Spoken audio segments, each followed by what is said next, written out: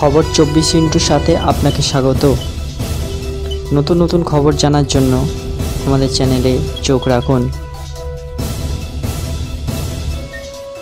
নমস্কার দর্শক বন্ধুরা, স্বাগত আমাদের এই চ্যানেলে। প্রাথমিক নিয়োগ দুর্নীতির টাকা দিতে অপারগ, সিবিআইকে চিঠি জানিয়ে জানালো প্রাথমিক শিক্ষা পর্ষদ। সূত্রের খবর, হাইকোর্টে গিয়ে এই বিষয়টি উল্লেখ করবে পর্ষদ।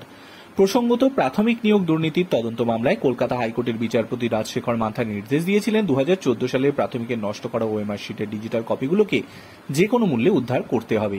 তা করতে প্রয়োজনে বিদেশি সংস্থার সাহায্য নেওয়া যেতে পারে, সেই খরচ রাজ্য সরকার কিংবা প্রাথমিক শিক্ষা পর্ষদ বহন করবে বলে নির্দেশ দিয়েছিল বিচারপতি। এর প্রেক্ষিতেই সম্প্রতি নিজাম প্যালেসে পর্ষদের তরফ থেকে একটি চিঠি পাঠানো হয়েছে। তাতে বলা হয়েছে তারা এই খরচ বহন করতে পারবে না, প্রয়োজনে তারা এই বিষয়টি হাইকোর্টকেও জানাবে। উল্লেখ্য, কলকাতা হাইকোর্টের নির্দেশ আসার পরে S Basu Roy and company ও পর্ষদের অফিস থেকে প্রচুর সার্ভার এবং হার্ড ডিস্ক বাজেয়াপ্ত করেছিলেন তদন্তকারীরা। পর্ষদের তল্লাশি চালিয়ে 6টি হার্ড ডিস্ক হাতে পেয়েছেন গোয়েন্দা আধিকারিকেরা, আর তাতেই রয়েছে ডিজিটালাইজড মেধা তালিকা থেকে নিয়োগ তালিকা। সেগুলি ফরেন্সিক পরীক্ষার জন্য পাঠানো হয়েছিল, কিন্তু এর মধ্যেই পর্ষদের তরফ থেকে একরকম চিঠি পাঠানোর পর তদন্তের অভিমুখ কোন দিকে যাবে তা নিয়ে ধোঁয়াশা রয়েছে। এখনো পর্যন্ত এটাই সিদ্ধান্ত নেওয়া হয়নি কোন সংস্থাকে দিয়ে ওএমআর শিটের ডিজিটাল কপি তথ্য উদ্ধার করানো হবে। তাতে খরচ হতে পারে। এর আগেই পর্ষদের তরফ থেকে এরকম একটি চিঠি পাওয়া সন্দিহান তদন্তকারীরাই। Bureau report.